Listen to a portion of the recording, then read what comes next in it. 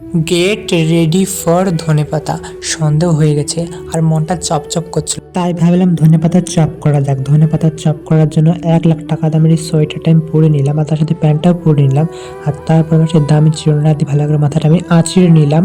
আর তারপরে আমি দামি ঘড়িটাও পরে নিলাম। আর তারপরে যে 3,00,000 টাকা দামের সেই ওয়াটারপ্রুফ ক্রিমটা আমাকে ভালো করে আমি অ্যাপ্লাই করে নিলাম। আর তারপরে এই যে দামি পারফিউমটা দিয়ে ভালো করে গায়ে মেখে নিলাম আমি। আর তারপরে মানে দামি চপ্পলটাও আমি ক্যারি করে নিলাম। আর তারপরে এই যে আমার ফাইনাল লুক, এটার ফাইনাল লুকটা কেমন হয়েছে কমেন্ট বক্সে অবশ্যই জানিও।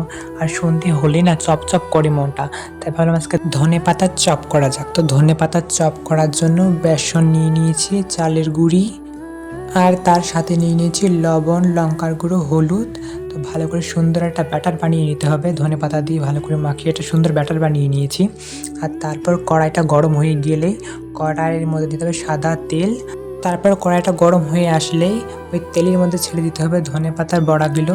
আর ছেড়ে দিয়ে ভালো করে লাল লাল করে ভেজে নিতে হবে। চপগুলো দেখে আমার জিভে জল চলে আসছে। আর তোমরা কে কে খেয়েছো ধনে পাতার চপ সেটা কমেন্ট বক্সে অবশ্যই জানাতে ভুলবে না কিন্তু। আমি ফার্স্ট টাইম খেলাম ধনে পাতা চপটা, খুব সুন্দর হয়েছে, খুব সুস্বাদু। আর তোমরা বাড়িতে কে কে ধনে পাতা চপটা বানিয়ে খেয়েছো সেটা কমেন্ট বক্সে অবশ্যই জানিও।